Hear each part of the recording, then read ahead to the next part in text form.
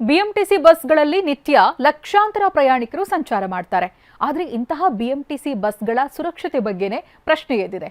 ನಿನ್ನೆ ನಡೆದ ಭೀಕರ ಅಪಘಾತಕ್ಕೆ ಬ್ರೇಕ್ ಫೇಲ್ಯೂರ್ ಕಾರಣ ಅಂತ ಗೊತ್ತಾಗಿದ್ದು ಎಲೆಕ್ಟ್ರಿಕ್ ಬಸ್ಗಳ ಕುರಿತು ಚರ್ಚೆ ಹುಟ್ಟುಹಾಕಿದೆ.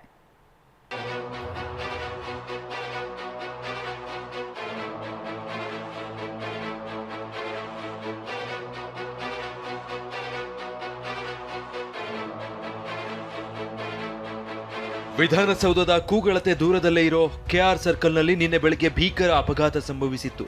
ನಿಂತಿದ್ದ ಬಸ್ಗೆ ಮತ್ತೊಂದು ಬಿಎಂಟಿಸಿ ಬಸ್ ವೇಗವಾಗಿ ಬಂದು ಡಿಕ್ಕಿ ಹೊಡೆದಿತ್ತು. 10ಕ್ಕೂ ಹೆಚ್ಚು ಪ್ರಯಾಣಿಕರು ಗಾಯಗೊಂಡ್ರೆ 2 ಬಸ್ಗಳ ನಡುವೆ ಸಿಲುಕಿ ಮಹಿಳೆಯೊಬ್ಬಳು 2 ಗಂಟೆಗಳ ಕಾಲ ಒದ್ದಾಡಿದ್ಲು.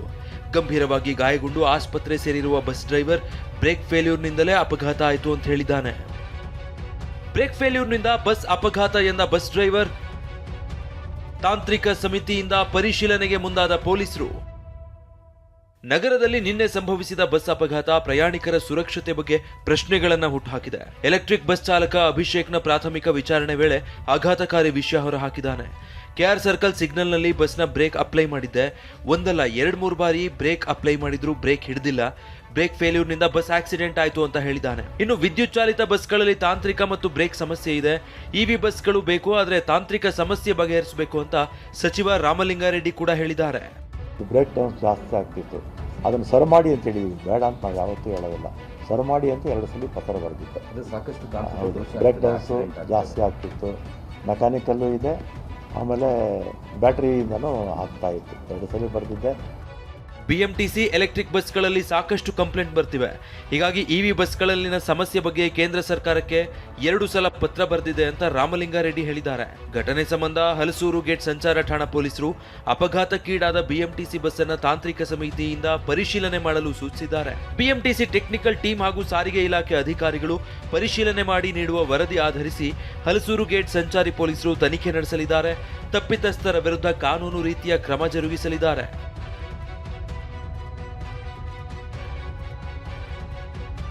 ಸಿಸಿಟಿವಿ ದೃಶ್ಯದಲ್ಲೂ ವೇಗವಾಗಿ ಬಸ್ ಬರೋದು ಕಂಡು ಬಂದಿದೆ. ಅತಿ ವೇಗದಿಂದ ಹೀಗಾಯ್ತೋ, ತಾಂತ್ರಿಕ ದೋಷದಿಂದ ಅಪಘಾತ ಸಂಭವಿಸಿದೆಯಾ, ತನಿಖೆ ಬಳಿಕ ಅಷ್ಟೇ ರಿವೀಲ್ ಆಗಬೇಕಿದೆ. ಇನ್ನು ಕಳೆದ 4 ವರ್ಷದಲ್ಲಿ ಬಿಎಂಟಿಸಿ ಬಸ್ಗಳಿಂದ ನಡೆದಿರೋ ಅಪಘಾತದಲ್ಲಿ 190ಕ್ಕೂ ಹೆಚ್ಚು ಜನ ಬಲಿಯಾಗಿದ್ದಾರೆ. ಈ ಪೈಕಿ ಎಲೆಕ್ಟ್ರಿಕ್ ಬಸ್ನಿಂದಲೇ 23 ಮಂದಿ ಪ್ರಾಣ ಕಳೆದುಕೊಂಡಿದ್ದಾರೆ. ಕಡಿಮೆ ಅವಧಿಯಲ್ಲಿ ಹೆಚ್ಚಿನ ರೂಟ್ ಕ್ಲಿಯರ್ ಮಾಡಲು ಟಾರ್ಗೆಟ್ ನೀಡ್ತಿದ್ದಾರೆ. ಇದರಿಂದ ಹೆಚ್ಚಿನ ಆಕ್ಸಿಡೆಂಟ್ ಆಗ್ತಿದೆ ಅಂತ ಸಾರಿಗೆ ನೌಕರರು ಆರೋಪಿಸುತ್ತಿದ್ದಾರೆ. ಫುಲ್ ಒಂಥರ ಪೀಕಿಗೆ ಹೋಗ್ಬಿಟ್ಟಿದ್ದಾರೆ. ಯಾವುದೇ ಕಾರಣಕ್ಕೂ ನಮ್ಮ ಕೈಲಿ ಏನೂ ಮಾಡೋಕ್ಕೆ ಸಾಧ್ಯ ಇಲ್ವಲ್ಲ ಅಂತ ಅಂದ್ಬಿಟ್ಟಿದ್ದೀನಿ. ಆ ಆಲೋಚನೆಯಲ್ಲಿ ಗಾಡಿಗಳು ಓಡಿಸ್ತಾ ಇರೋದ್ರಿಂದ ಇವತ್ತು ಆಕ್ಸಿಡೆಂಟ್ಗಳು ಜಾಸ್ತಿ ಆಗ್ತೈತೆ. ಒಂದು ಕಡೆ ನಾವು CTMನವ್ರನ್ನು ಮನವಿ ಮಾಡಿದ್ದು, ಸರ್ ಹಲವಾರು ಬಾರಿ ಪಾರಂಪರ್ಗಳನ್ನ ಬದಲಾವಣೆ ಮಾಡಿ ಅತ್ಯಂತ 300 ಕಿಲೋಮೀಟರ್ 200 ಕಿಲೋಮೀಟರ್ ಹೊತ್ತು ಬೆಂಗಳೂರಲ್ಲಿ ಗಾಡಿಗಳು ಓಡಿಸೋದಕ್ಕಾಗಲ್ಲ. 1990-95 ದಶಕದಲ್ಲಿ ಮಾಡಿದಂಥ ಪಾರಂಪರ್ಗಳನ್ನ ಇವತ್ತು ಇಟ್ಕೊಂಡು ಕೆಲಸ ಮಾಡ್ತಾ ಇದ್ದೀರಾ. ನಿನ್ನೆಯ ಅಪಘಾತ ಬಿಎಂಟಿಸಿ ಬಸ್ ಪ್ರಯಾಣಿಕರನ್ನ ಬೆಚ್ಚಿ ಬೀಳಿಸಿದೆ. ಈ ಅಪಘಾತಗಳಿಗೆ ಅಧಿಕಾರಿಗಳು ಕಡಿವಾಣ ಹಾಕಬೇಕಿದೆ.